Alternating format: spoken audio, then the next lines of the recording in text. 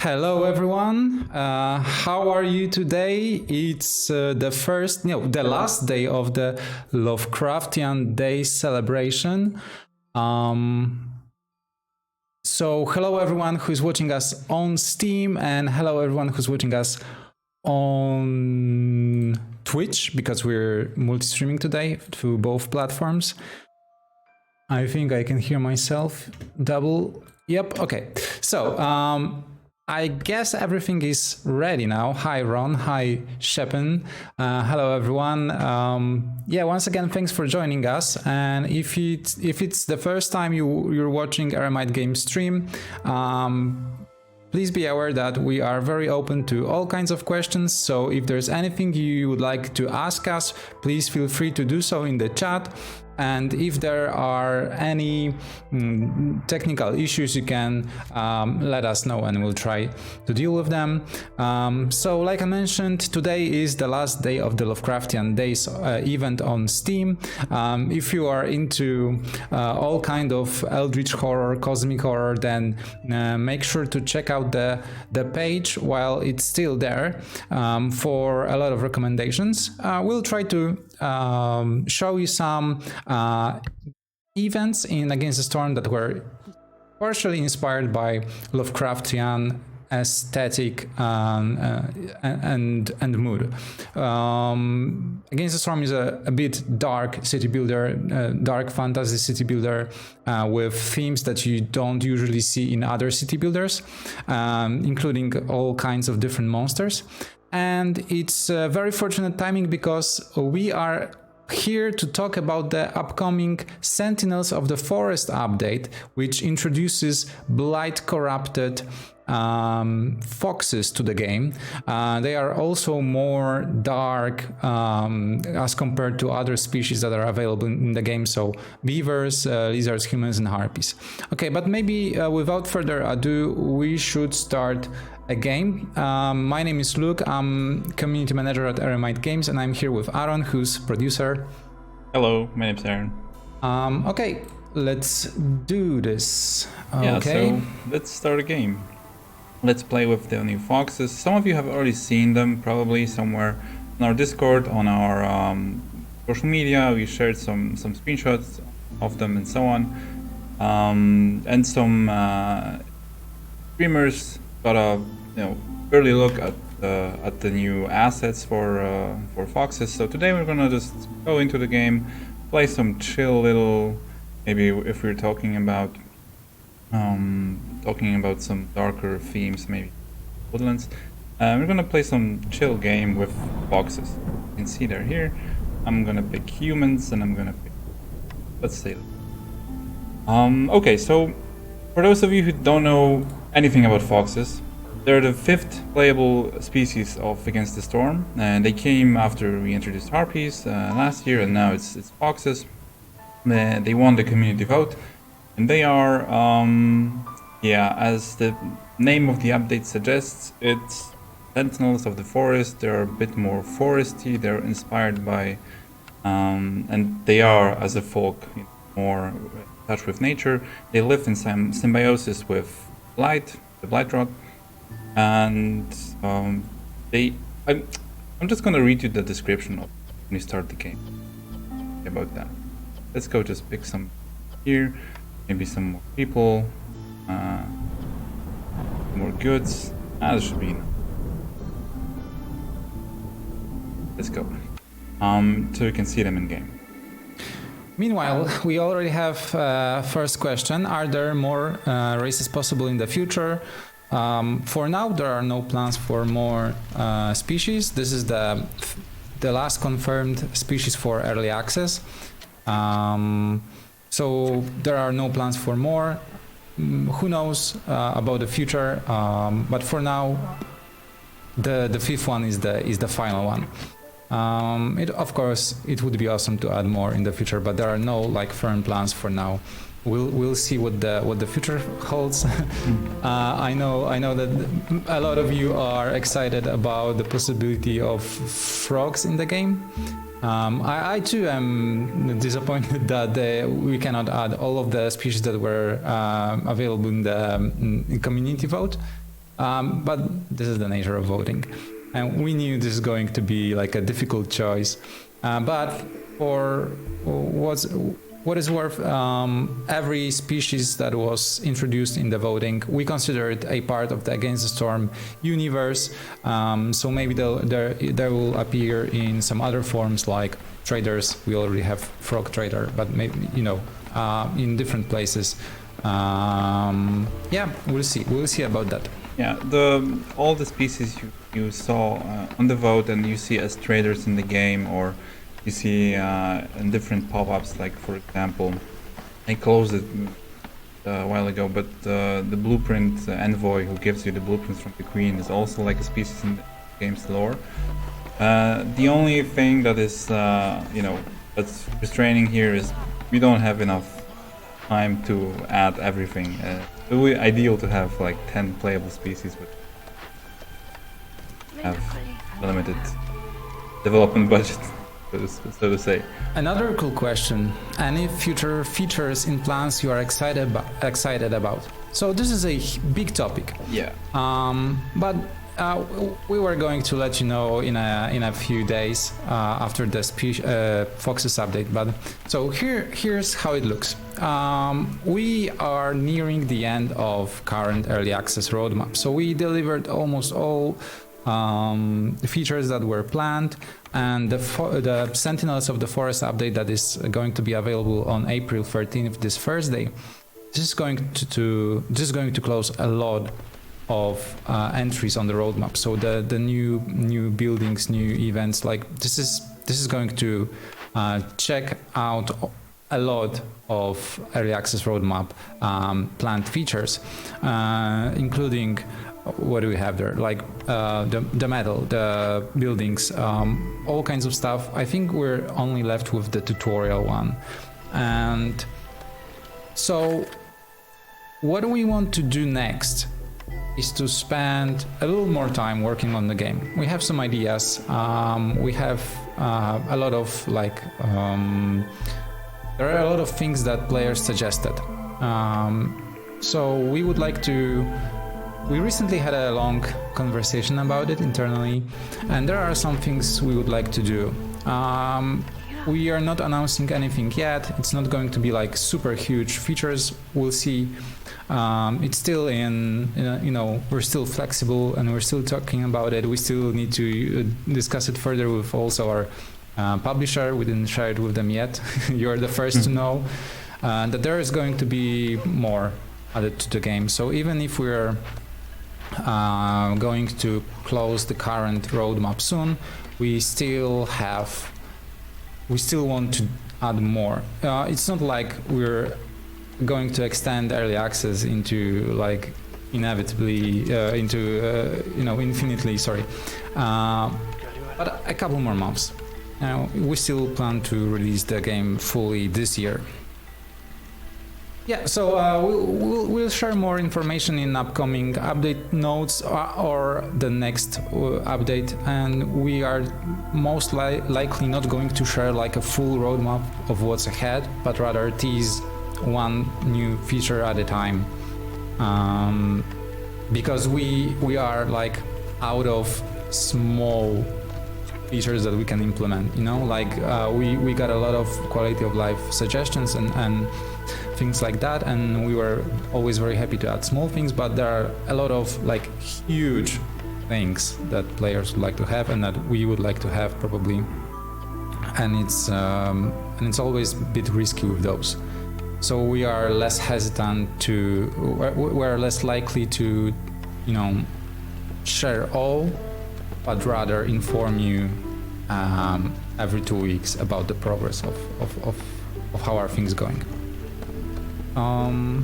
Any plans to increase the prestige number? Honestly, I don't know, maybe. Like I mentioned, we're going to share more soon. And if increasing prestige levels is something that we decide is going to be beneficial for the game, and then we'll certainly add it. It's most of our like development efforts and plans go into like two ways. We have the big things on the roadmap in the future, like for example the addition of foxes is one of those biggest almost items we wanted to work on.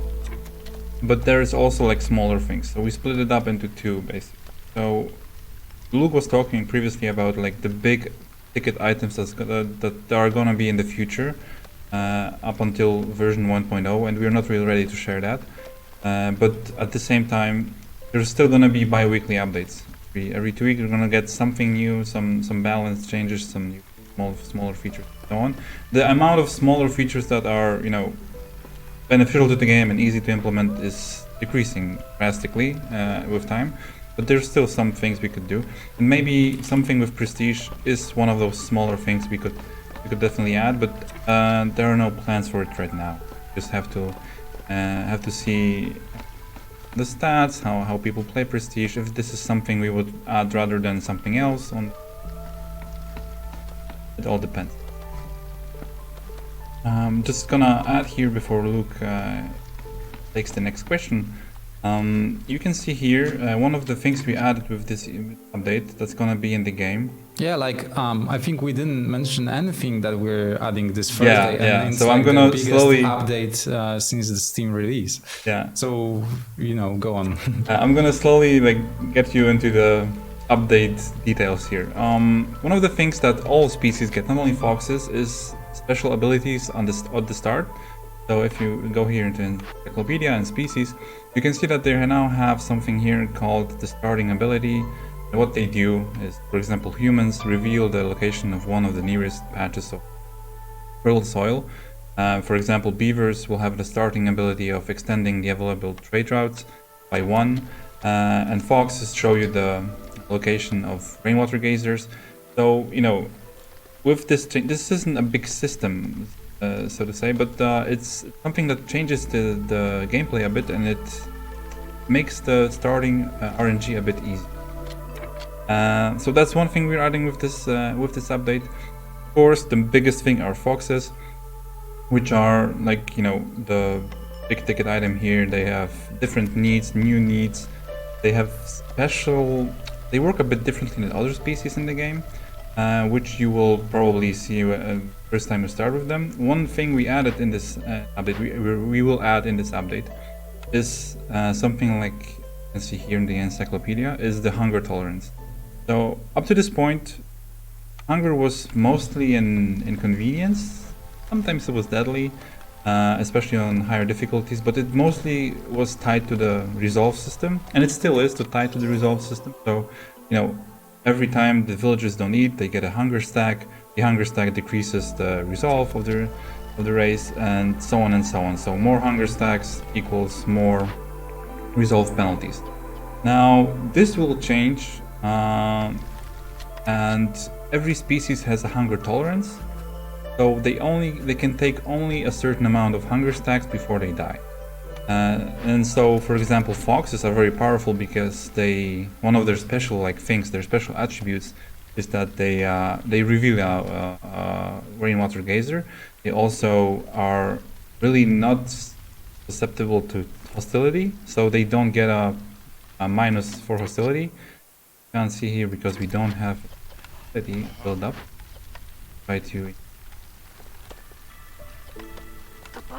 No, that. Okay, let's open up a glade and you. But basically, they don't suffer minus to resolve when hostility basically increases. They don't get the resolve minus from it. So that's a pretty powerful ability. So to balance that, they have a very low tolerance for hunger. So basically 2 stacks they can take, and after that, the 3rd stack they're dead.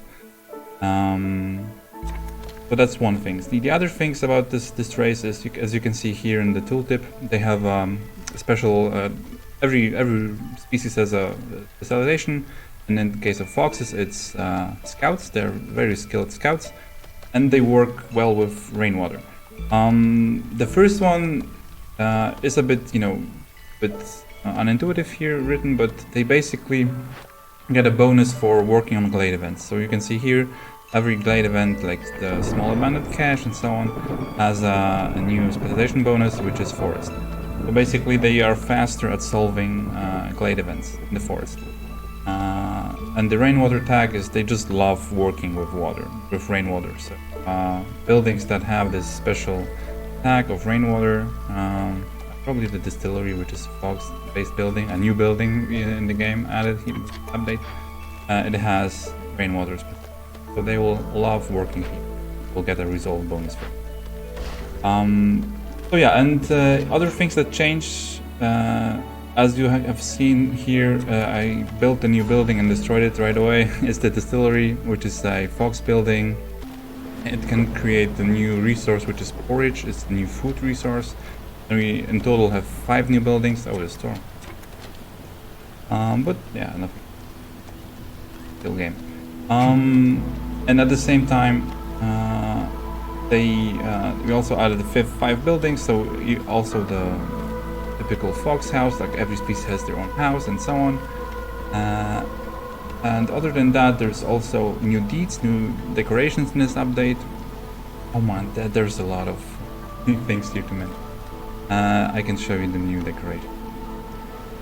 Overgrown fence. You can unlock this by completing some box deed space now. And I think the rest I will mention as we go with the game. Because it's much to just explain in one go.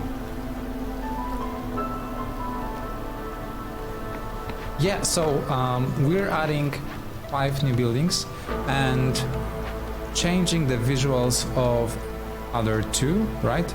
2 or 3? 2. Am I right? We're changing visuals of 2. The apothecary is going to be fox-based, and the clove here is gonna change to harpies. It's gonna look like a harpy build. Because harpies now with this update I don't have harpies here, but previously harpies were, they had the specialization for creating cloves and so on, so working with cloth. But they didn't use it, so it was a bit weird. They were good at making clothing, but didn't really need it. So now they, instead of brawling, because that didn't really fit too well, they have clothing, and they have. So the building that's mostly specialized in clothes, that's just the clothier, will now look like a harpy. Yeah, also very cool feature, encyclopedia. If you don't use it, perhaps you should at least check it when the new species go live, because all their attributes are listed there, including the new hunger resistance. Sorry. So yeah, if this is one of the new features that is new systems that is coming, hunger resistance. If you want to check how many hunger stacks can each species withhold before they start dying, you can check it in encyclopedia. Yes.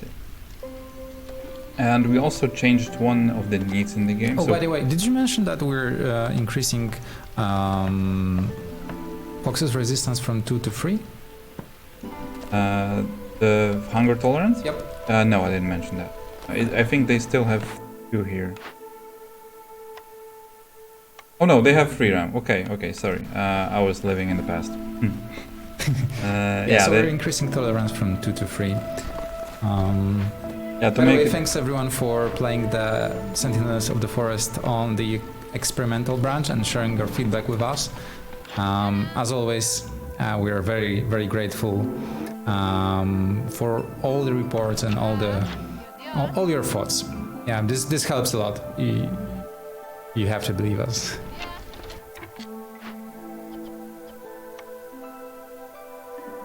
How do you use race ability? So the starting abilities, you don't really use them. Yeah. You start with them. So for example, humans will show you the nearest fertile soil, and it works from the beginning. Same with foxes, who show you geysers.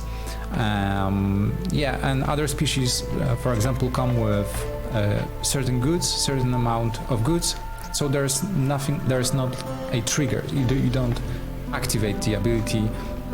You basically start with them, but you need to unlock them in the smoldering city, in one of the upgrades. I mean, each ability is in a separate upgrade, right? Yeah, there are now. But the other thing this update brings is also like a level cap increase from 17 to 18, and there are going to be 6 new upgrades in the Citadel, if I'm not mistaken. So the basic upgrade, like every species gets their species-specific home in the Citadel as an upgrade, and then every species can get their ability, a special ability as an upgrade in the Citadel. Yeah, someone noticed that the small abandoned cache has an incorrect resource here. It should be tools. Yeah, something is not right. Which is better for me. I mean, I have tools, but yeah. Also, the buildings. Testing live. Yeah, testing live. There's some single small events that can break because there are many different variations of caches and smaller events. So it's sometimes difficult to exactly pinpoint where the bug is. So we'll fix that. Okay, Aaron, ready for another round of questions? We have a lot of let's them. go. I mean, I'm not really focusing on playing here, so let's go. Okay, so if we claimed Deeds experience after level 17, does it get applied towards level 18? Yeah, the Deed EXP is stacked. So after the new update, you will probably have like the pop-up with level up, or I think after one instance of getting XP, it will refresh. I would have to check that with Talhurin, so maybe stay tuned on our Discord to have a specific answer to that. But I think it works. It should at least work in that way that the EXP stacks in the background. So even if we add 20 more levels in the future, it will still be counted towards your, even if you finish the deed.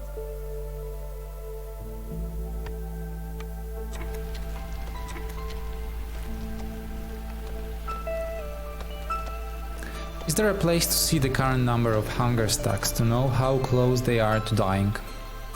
With this update we're adding something that is not on the experimental branch right now. It's gonna be a specific notification here about like your villagers nearing their limit of hunger stacks. So in case they get to the point, there will be a notification here. There's also like this panel shows you by showing the negative summary here of effects, of resolve effects. You should be able to see if they're near the threshold. But most of this should be solved by a new notification we added after getting the feedback on this. It will be in the update. Yep, the update goes live on Thursday, April 13th, sometime between 1 p.m. and 3 p.m. UTC. So when we normally release updates every 2 weeks, and if you've been playing Against the Storm for a while, then you certainly know the drill. Finish your settlement before that time, so before April 13th. Otherwise, it will have to be first finished. So there's one misconception about how saves work in Against the Storm, and we've seen it recently on Reddit. We release updates every 2 weeks, but they don't wipe your entire save. we have 3 layers of saves in Against the Storm, or even 4. But the 3 basic ones are the settlement save, the world map save, and the meta progression save. So every 2 weeks we only wipe the current settlement save. So we have to force finish your settlement because otherwise, due to all the new systems, all the new features that we add, it could break your game if we didn't close your current settlement. But we are fair. The queen is fair. She gives you Citadel resources you'd normally get for winning in return. And the other layer of saves, the higher layer of saves, is world map save. So the current progress on your world map. And I think it only happened once or twice that we had to finish your current cycle. We don't expect it to happen unless we make some grand changes to the world map. And this was another question, but we'll answer it later about the plans for the world map. And the third layer of saves is the meta progression save, and it's like the most secure save there is. We will never intentionally erase your meta progression save. So even when the game launches, like there's a full release, 1.0 release, you will still have all the progress from the early access. So yeah, we only need to wipe your current settlement, the lowest layer of saves, every 2 weeks. But other than that, you're safe. Okay. Burning question from Ron. Why is the icon blue face for the hostility numbers instead of red? Oh, you mean no, that's just the summary for all negative effects other than the typical here. So it's blue because it's negative, it's green because it's positive here. It's not only hostility here. This one summary. It's sometimes different perks, it's sometimes effects, biome, and so on. I think what Ron means is that maybe another color other than blue. Yeah, I mean it could be like it could be red or something, as most negative things are, but the sad face is like very telling of if this is positive or negative. Yeah, I mean probably we can change that. And that's not a promise. I can't do it myself. The other guys can. Okay, so will the help messages and links to the encyclopedia be improved, updated? So that guy Mix, could you please let us know more, like what you mean, what kind of help messages and links to encyclopedia, like what do you mean exactly? We'll be happy to hear. When assigning foxes, will they get moved to not be right next to lizards? What does it mean? I'm not sure what... Oh, so you mean this location here. Okay, radial mini, okay. Yeah, these are fixed locations for every species, basically. So every dot is one species, so if you don't have some of them, they don't switch places, they just like we disable two. Yeah, their position is static, so they always appear in the same places for your convenience, so you can memorize where they are, to click on them easier.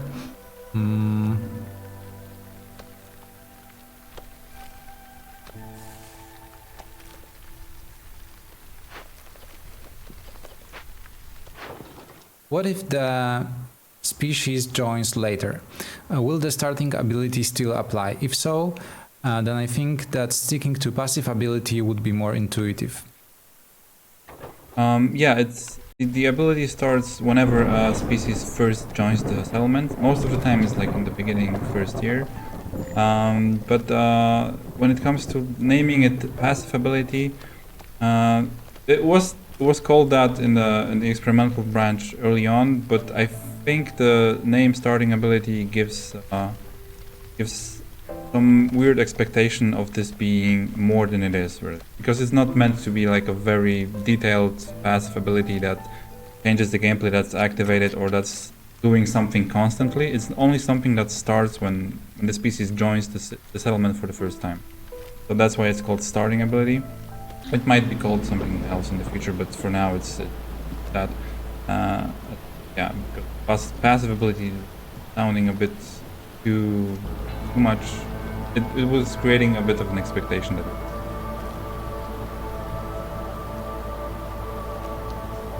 Okay, so we got some additional information from that guy Mix about the question of links to encyclopedia. So when I play on hard difficulties like Prestige and check when certain negative effects are active, it has a fancy button that says to click for more info.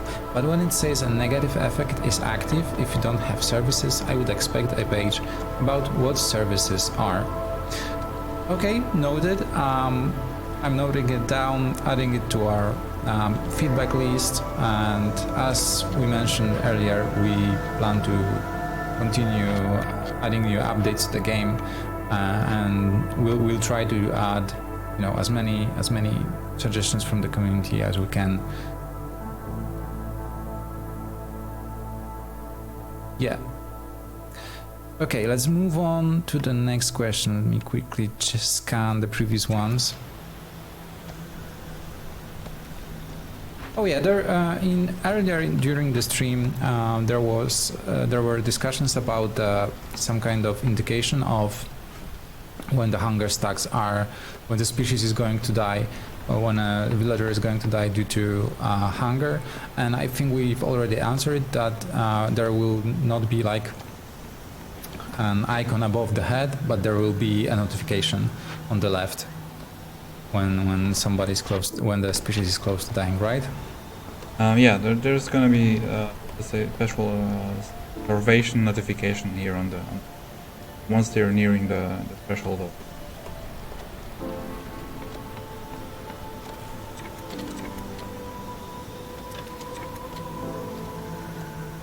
Yeah, there was one funny comment. Wait, I can click the check mark in the quests pins to turn in. Yeah, like it's funny to read Steam discussions sometimes and learn how people discover certain things and are happy that like things already exist that they would like to have in the game. And so if there's like anything that you learned very late in your playtime, please share those stories in the chat. Is there anything that you like felt bad for discovering too late? Yeah, let us know. Those are funny stories and cool to know as well. Oh, it took me more than 100 hours to learn what the B hotkey does. There are a lot of useful shortcuts in the game, and we struggle with finding a proper place on the UI to show them, but usually they are all in tooltips. So we recommend checking the tooltips. All kinds of shortcuts are hidden there, but also on the encyclopedia, the first page are useful shortcuts. Yep. Yeah, we're still thinking about adding some better preview to most of those overlays or shortcuts somewhere in the game other than the encyclopedia, or making this page a bit more, useful. But that's still, something in the backlog. But yeah, as Luke said, you can most useful shortcuts can be seen here. You can also go into the keybind section to just like see what else is possible in the game, and yeah, some tooltips also. Your key. Okay. I hear this out. Fluffy Burrito says, I assumed that I had to wait until a cycle ended before spending Citadel resources, so I would only spend them once every 5 months. I'm really sorry to hear that, but it's quite hilarious. Yeah, sorry about that. In an early build of the game, before we even launched on Steam, there was an idea of basically losing all your resources every cycle. But that quickly turned out to be a bit not really that fun. Okay, a couple more stories. Alt, Control, and B are lifesavers. This is true. Took a long time to realize using Control or Alt to see overlays of workers in production. Yeah, overlays are super useful.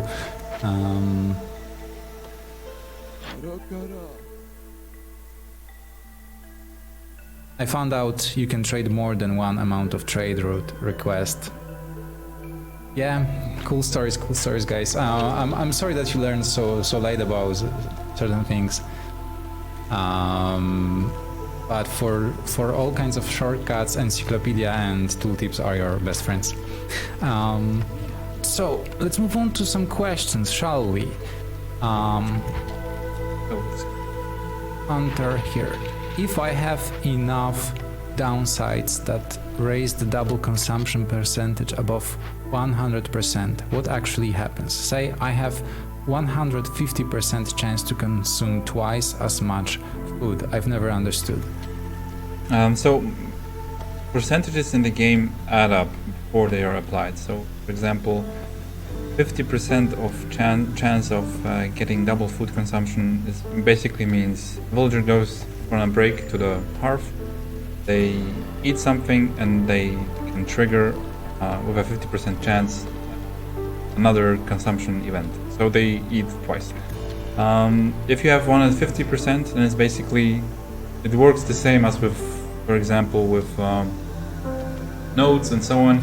So they walk into the hearth, they eat one thing, they have 100%, so they eat another thing, and then they still have X% chance for the third thing, basically.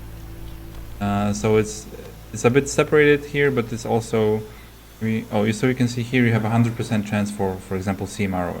So it's always triggering, plus 50% for stone and so on. So with 150%, it's like every 100% is one guaranteed consumption. I don't know if that's understandable, because I'm not the best at explaining.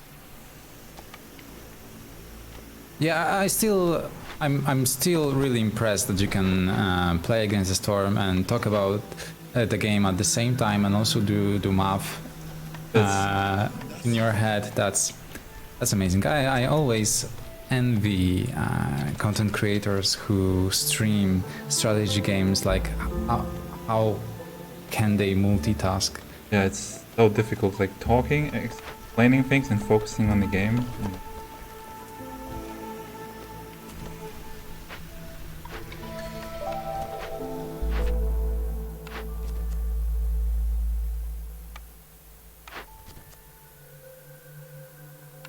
Yeah, Ron confirms it's hard. Ron Empire, by the way, everyone, if you like Against the Storm, if you want to learn more about the game, Ron Empire streams on Twitch and shares videos on YouTube. He's currently #1 streamer when it comes to number of hours stream and all other categories. I don't remember all of them, but I totally recommend watching Ron Empire if you like the game, if you want to learn more, or just hang out in a very kind community that wants to grow and learn more. Okay, so Aaron, how about we talk about some additional features that are coming in the update? Is there anything that we missed? So other than the standard stuff, so new buildings, here you can see the distillery, new like Fox building. Other than the new food type which I am making here, I hope, yes, porridge. So it's you can see raw grain, which is a game changer, and rainwater makes porridge. I also spoke about changing the needs for other species. So you could see that, for example, harpies no longer have the rolling need.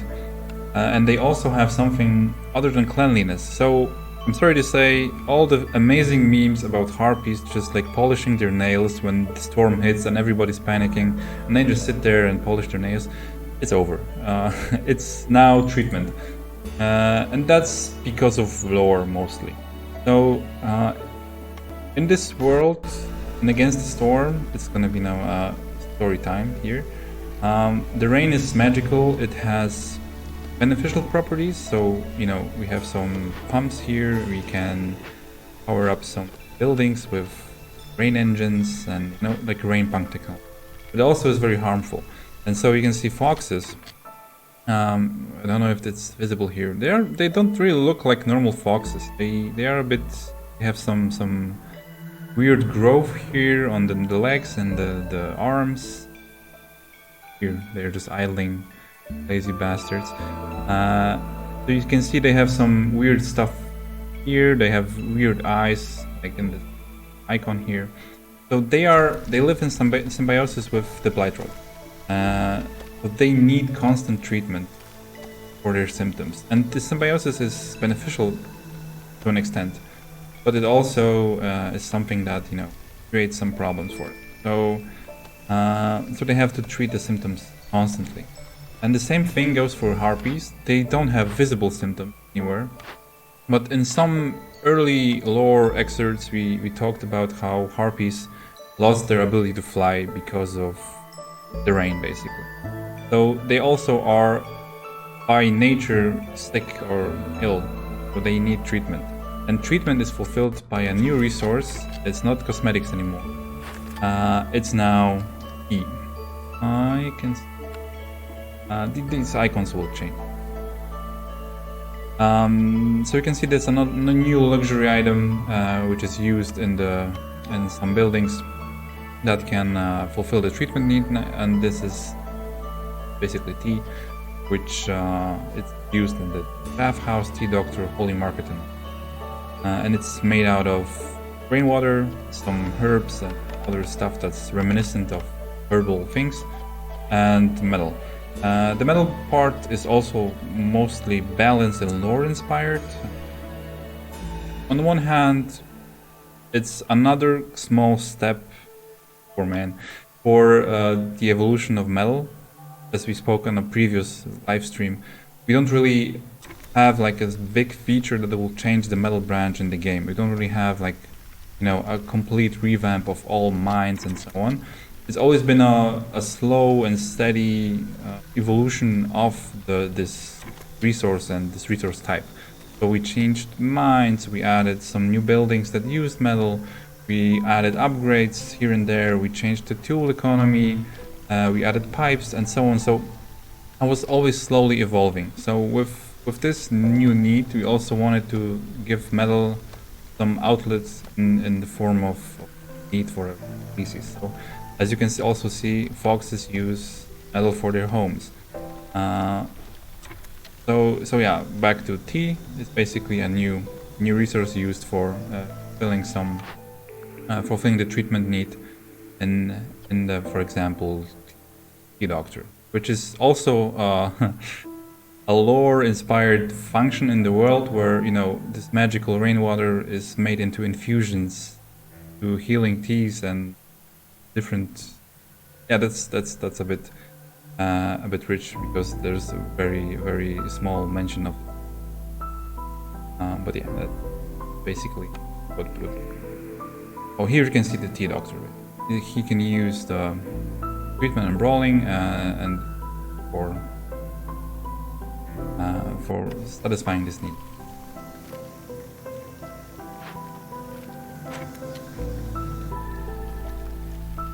Yeah, so there was also a discussion, a couple people suggested that we could add specific numbers to species attributes. So instead of, low, medium, high, we could also add specific numbers, how the threshold changes. I think why there are no numbers currently is... They wouldn't really tell you that much. Because you can see like base resolve is a number and break interval is a number and hunger tolerance is a number, because they are clear information about like what is going on here. Maybe how much the decadent stat maybe could be shown as a number because it changes like how the bar increases after gaining a reputation point. But the other ones are hard to, like, if this is like 0.5 or 0.2 or 0.1, doesn't really tell you anything. But that's another issue, that these stats would need a bit more info, basically. Correct me if I'm wrong. I also think that back in the day, where when we also added it, we were less likely to show all those numbers, but maybe I'm misremembering something. It's not that we don't want to show them, but it's it's complicated math behind the scenes, basically, for how fast they leave or how fast they generate something, and if you have a number, you have to have something you can put it into, like an equation of like how it's used. And we don't give you the other part of it, so we would have to give you all the parts to calculate it correctly. Because other than that, you would just know that it's higher than the other species, which isn't really telling that much at this point.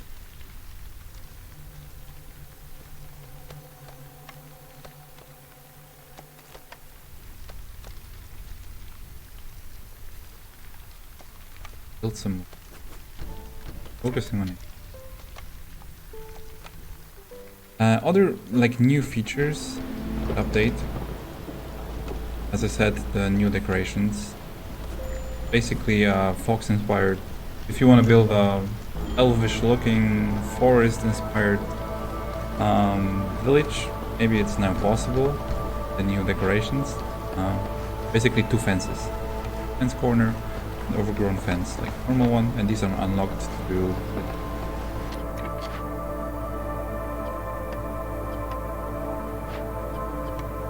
Yeah, there was a question, why are foxes looking at you just like the icons above glades? They are watching you all the time. All the time. You know, they try to make sure that you're feeding them.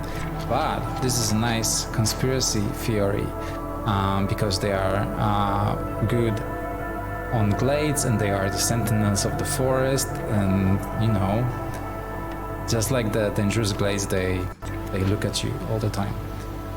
There's some deeper connection there, and also there was one more spoiled plot twist. Foxes are working against the queen. Who knows? With the forest. With the forest. So yeah, with lore, our approach was always, to show a bit less, or show maybe in some convoluted places. In the future, you can expect more tooltips, perks, and so on that will tell you a bit more about foxes as they become more and more ingrained in the game. But yeah, for now, let's keep. Yeah, did we mention that the fox's firekeeper ability? Oh yeah, exactly. The fox firekeeper ability works as a hostility reduction. So if the fox is a firekeeper, the covered blades give you less hostility, and that works like all the time. It's not you don't need to assign a fox here, open a glade, and then you can assign something else. That doesn't work that way. So there is like no real micro here. But it's like always, it just changes for all the discovered glades. So if, for example, I assign a human here, so you can see for regular glades it's 8, and for dangerous glades it's 15. I'm gonna assign a fox, and it's 4 versus 12. So it decreased those. Even if I didn't really open it, they were even like 8. Because they have like this deep connection with the forest, ability is something that you're really not too afraid of. Maybe that about them.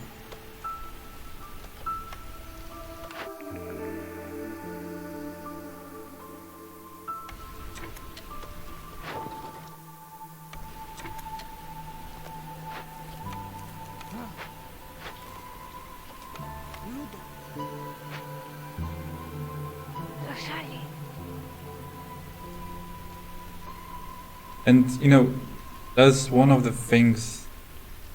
That's one of the things why foxes have, for example, a bit more expensive housing and a bit more expensive needs, like in treatment, or the same way like they have lower hunger tolerance, because they are pretty unique. They have pretty powerful abilities.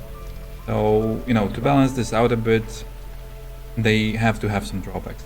And the other thing about those drawbacks is that our goal here was to make your games a bit different with foxes, because another species should also like make the gameplay a bit different. So maybe when playing with foxes, you don't really worry too much about hostility from glades.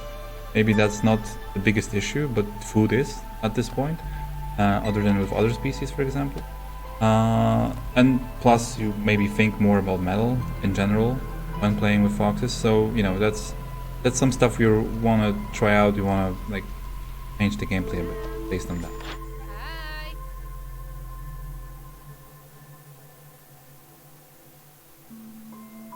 Why don't the alerts prompt open the menus they are aligned with?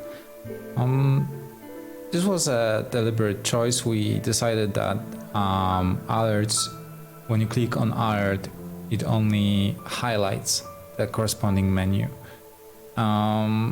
There's no Telhurin here with us today, the developer. He would probably tell you more about it. But maybe Aaron, do you remember? Like, were there any conversations? It's mostly, it's something that isn't really set in stone, so we could always be convinced otherwise. But it's mostly because we wanted to. We didn't really want to break your flow when playing. We just wanted to remind you, hey, here's something you need to click, you need to do. We could also change that. It's not something that's a very hard rule. It's just that felt that it's more beneficial if the game doesn't, like with every alert click, doesn't open new windows. It just hints at stuff that's important. Right click, or someone pointed out, but right click already removes the alerts. There are some alerts that are not removable, but they are only for the most harshest of situations. For example, if people are dying from hunger, we just don't allow you to remove the alert, because that's one of the top priorities right now. Settlement, that isn't removable. Yeah, and also Michał explained it to us, like so some alerts trigger when there's an event happening, and some when the condition is met. Like they're basically two types of alert, like events happening, pop up a notification, or there is a state of the game that requires attention. So it's like a constant state you need. So it's not really one trigger, it's basically like all the time. That's why some notifications are not dismissible, unlike others.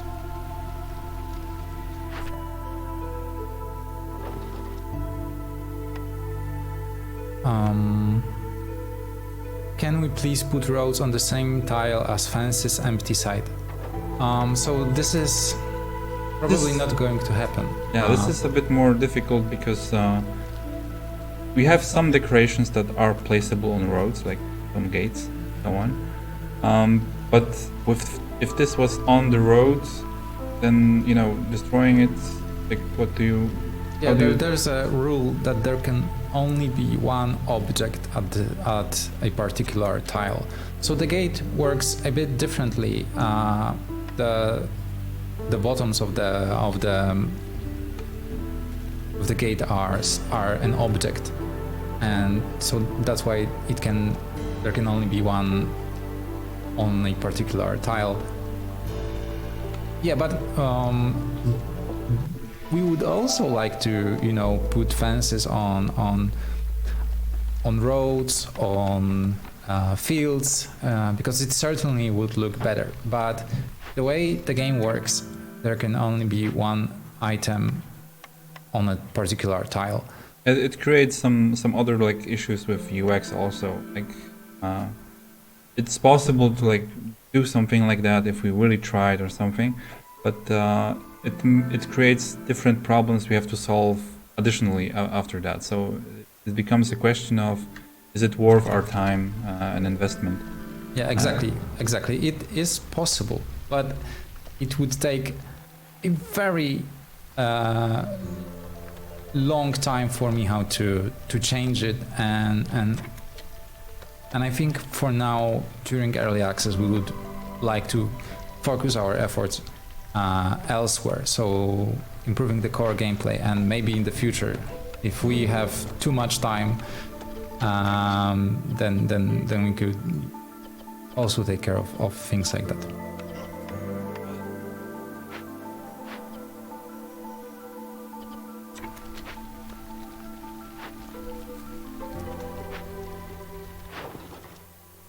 Will there be a macOS version? During early access, not, and we don't really have plans for the Mac OS version in the future, I'm afraid. It's all subject to change, of course, but in the foreseeable future, especially during early access, I'm afraid, I'm really sorry, but there are no such plans. I'm sorry about that.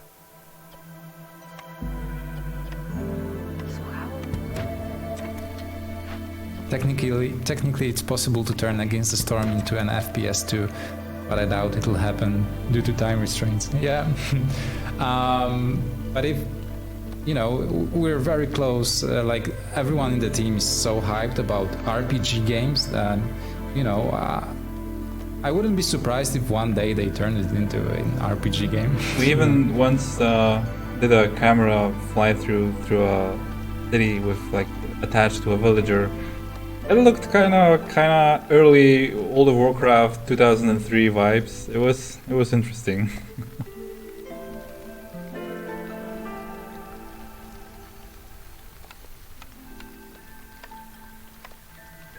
Oh,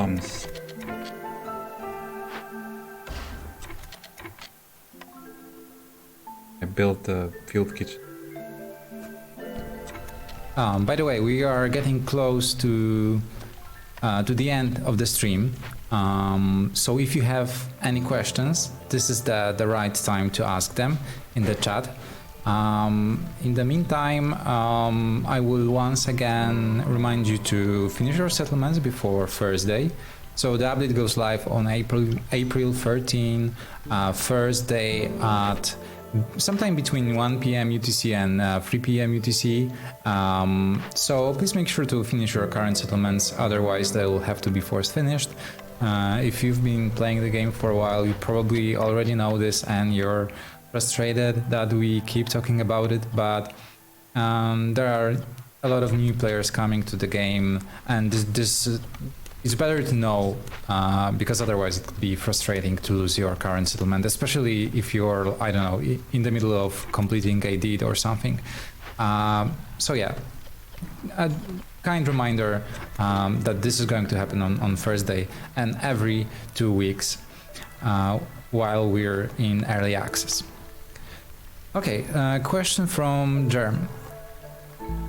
What is the specific amount of the bonus foxes get towards glade events completion?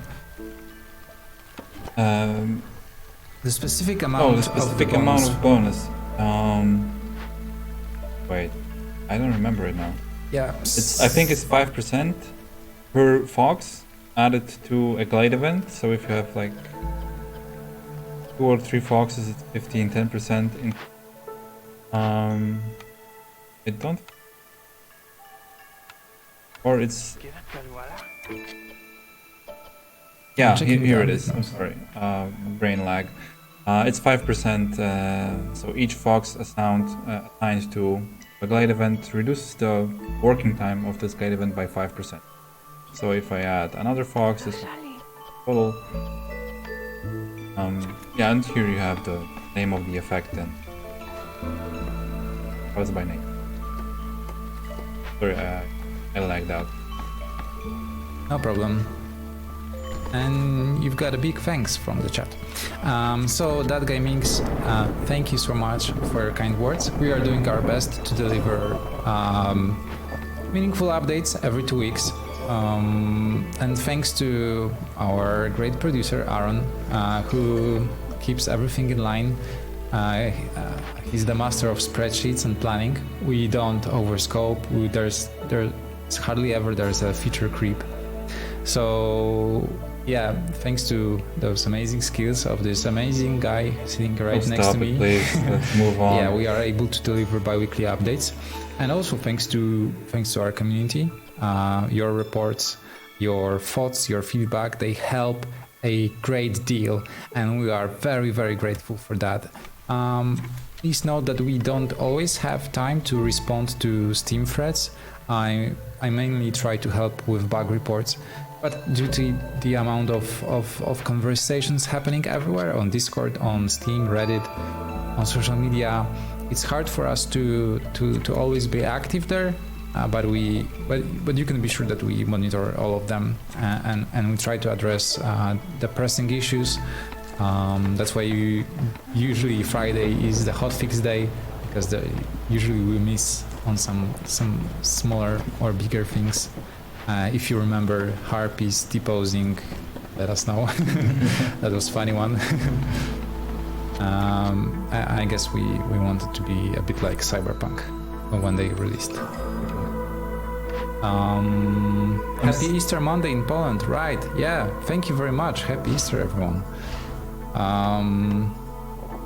Aaron almost didn't make it on time to the office.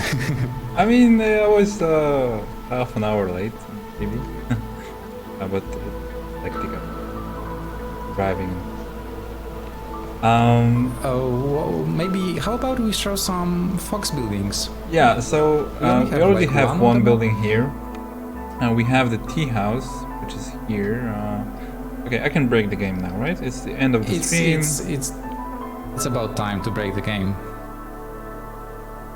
It was working too well for too long. Yeah. An hour of the stream and also with this update, other than the new buildings, you also get new events. The standard event of dead foxes in the forest, like every species has this event. But also there is some new orders, some new perks tied to the new Porridge resource and fox generally.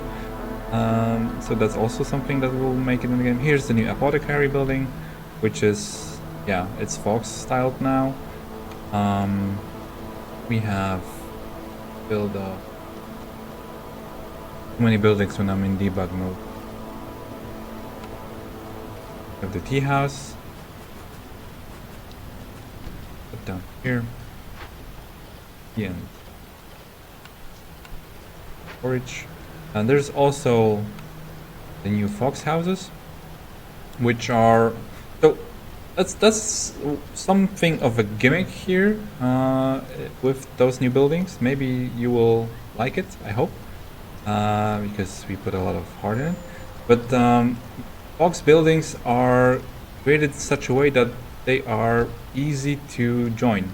They pretty much, okay, besides this one, they're pretty much built with similar shapes, so you can easily like join them into different configurations, which is, I think, something you could already do with like the shelters and so on. But we wanted to add more of this to the game, so you could build a bit more creatively with the new fox buildings. You could create long lines of fox buildings. Watch out. Sorry? Yeah, just said watch out. Watch out on, yeah. But that's basically one gimmick for the fox buildings. Some other buildings also changed. So you can see now the herb garden looks a bit Yeah, I can't wait to get screenshots on Discord with 3 fox houses aligned and 1 not. It was like rotated, so it doesn't fit. Yeah, I don't see the new herb garden here. That's a shame. Herb garden will change into fox building. It still has the same roof, but it's a bit different. And Yeah, so maybe If that's not a secret, what tool did you use to design the economy? the economy. Yeah, so well, like the game as a whole was made in Unity, but for designing the economy, I think we went pretty old school and did everything in spreadsheets. Yeah, it's a combination of different design approaches with our workflow. So I like to work in spreadsheets as a producer, so it's always like nice to see all the numbers. We have some analytics in the game, so the game doesn't really require internet connection. It doesn't really like gather any information on you, the players, but it still has like, you know, some anonymous events that tell us, hey, this one order was picked like very rarely, or this one building or recipe is rarely used. So we have like the combination of different tools for balancing and for designing the economy. And some of us like to work more organically. I think Hungarian is more into like, you know, putting things into the game, testing them right away, and not really like crunching too many numbers. And after the first like iteration, he likes to get into the numbers a bit more detailed and like balance them out.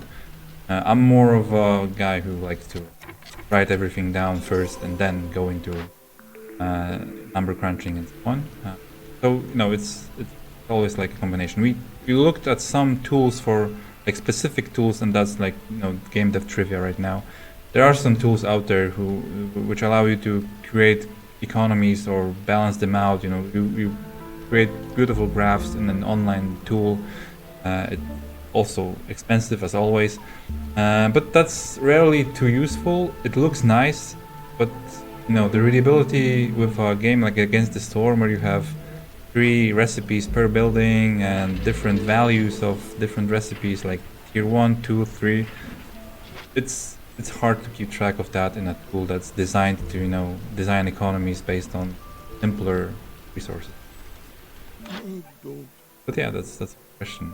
Is the Druid Hut a fox building or a harpy building? And the Druid Hut right now is a fox building. You can find it here. It looks pretty similar to previously. It has also like entrance and stuff here, but now is a this weird blight rot type of. Okay, I think we are going to finish. So thank you everyone for watching, for joining us today.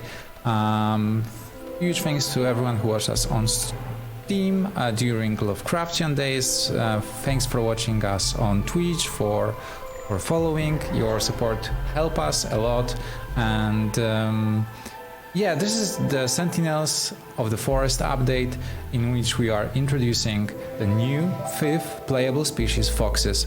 5 new buildings plus visual changes to 2 of the existing buildings, new events, new orders, new perks, new decorations, new system, so the starting abilities, new attribute, so hunger resistance, hunger tolerance, sorry, hunger tolerance, and it's all coming to the game on April 13th in what is probably the largest early access update so far since we released the game on Steam last year. So we are very excited about it, and we can't wait to hand you the new playable species. I mean, we already did on the experimental version, but it's not the same without all the visuals. So I hope you will share your screenshots with us once you get to play with the new buildings, and we hope to hear a lot of feedback from you about how do you feel about the new species, about how it changes your games, and you know, all kinds of stuff. We're always happy to hear from you, so please join us on Discord, on Steam, on Reddit, wherever you prefer. We read everything, everywhere, all at once. Maybe not all at once, but doing our best. Okay, so thank you everyone once again. Have a great day. Check out other games from Lovecraftian Days, and see you on Thursday when the update goes live. Bye. Bye. Thank you. Hello.